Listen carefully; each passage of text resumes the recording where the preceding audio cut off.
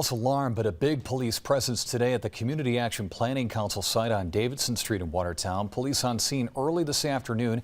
Watertown police saying a panic alarm was mistakenly hit. Our news crew saw one police officer with a weapon drawn pointed at the building. Kids were then escorted out. CAPC runs a Head Start program here.